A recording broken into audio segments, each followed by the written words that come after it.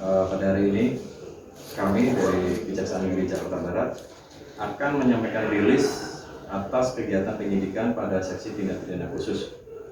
Bahwa pada hari Kamis minggu lalu pada tanggal 22 April tim telah melakukan gelar perkara untuk penetapan status tersangka terhadap dugaan penyalahgunaan anggaran dana BOP dan BOS pada SMK 53 Jakarta Barat tahun anggaran 2018. Hasil gelar perkara pada saat itu telah menentukan 2 orang tersangka. Yang pertama, Saudara W selaku mantan kepala sekolah SMK 53 Jakarta Barat.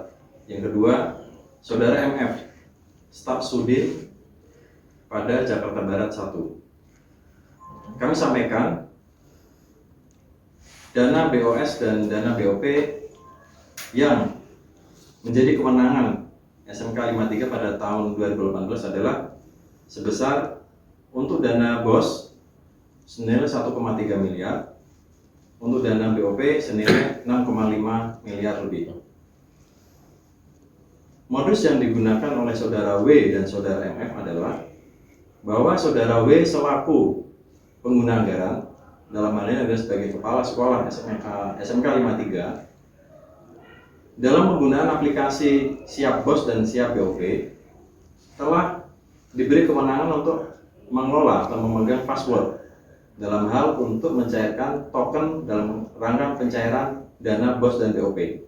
Namun dalam prakteknya, Saudara W ini menyerahkan password tersebut kepada Saudara MF dengan perintah untuk segera mencairkan dana-dana dalam aplikasi Siap BOS dan Siap BOP, kemudian menyiapkan SPJ fiktif dan menyiapkan rekanan-rekanan fiktif yang akan menampung dana dengan menyiapkan rekening penampung yang akan diserahkan dalam bentuk cash kepada pihak sekolah. Dugaan ini makin kuat ketika tim penyidik bisa mendapatkan bukti-bukti pendukung yang membuktikan peran material kedua orang tersebut, sehingga dalam hal ini tim penyidik telah menemukan bukti permulaan cukup untuk menentukan status tersangka atas Saudara W selaku mantan kepala sekolah SMK 53 Jakarta Barat dan Saudara MF selaku staf Sudin pada Jakarta Barat 1. Demikian bisa kami sampaikan rilis pada hari ini Kejaksaan Negeri Jakarta Barat. Terima kasih. Pak, kan harusnya password itu yang mengetahui atau memegang adalah si Betul. W. Saudara W selaku kepala sekolah. Ya. Tapi kenapa kok bisa password itu diberikan kepada si Saudara MF itu? Apakah mereka memang ada niatan untuk bersekongkol melakukan pencairan secara diam-diam atau gimana Pak? Mungkin bisa. Betul. Jadi itu kemarin menjadi pertanyaan paling besar dari tim. Kenapa Saudara MF yang seharusnya dia memegang peranan penting kunci password tersebut, tapi kenapa kok diserahkan pada Saudara MF? Kemudian digali oleh teman-teman dari tim permufakatan jahat di antara keduanya. Ada take and give, sehingga benang merah itulah bisa ditemukan oleh tim dan berkesimpulan yakin bahwa terjadi hubungan kausalitas, ada mens rea antara Saudara MF dengan Saudara W. Demikian.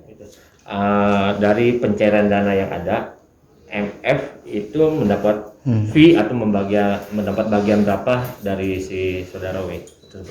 Jadi dari peran Saudara MF yang memasukkan password untuk mendapatkan token untuk pencairan dana Siap BOS dan dana BOS dan dana BOP tersebut, kalau dari hitungan kasar kami, Saudara MF mendapatkan keuntungan secara pribadi kurang lebih 700 juta yang digunakan untuk kepentingan pribadi, membeli villa segala macam.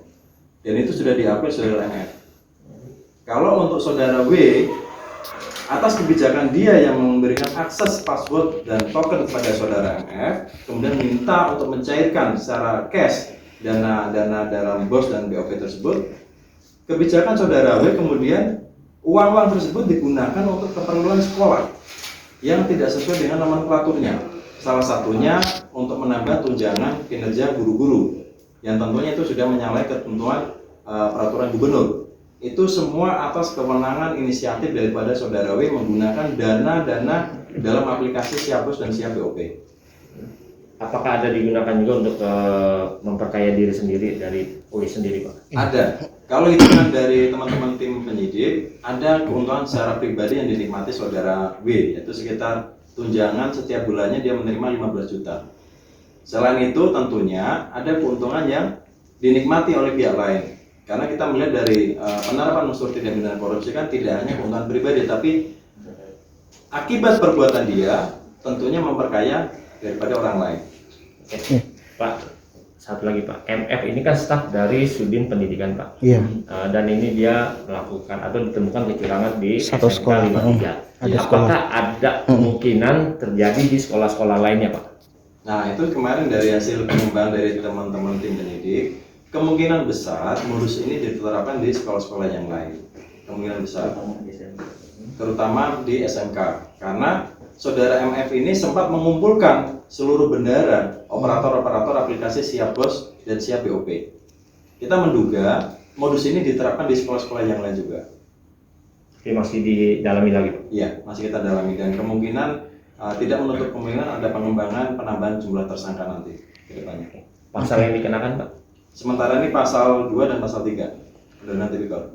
Apakah juga nanti akan dikenakan pasal TPPU mengingat uangnya sudah sempat diberikan villa yang tadi Bapak katakan? Ada rencana ke sana, kemudian ke sana ke TPPU.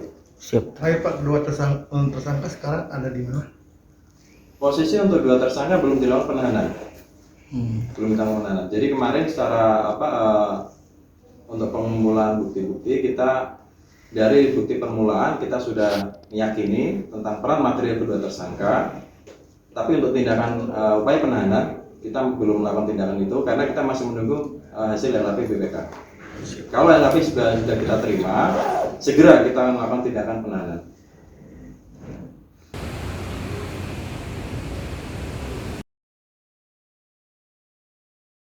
Jangan lupa subscribe ya.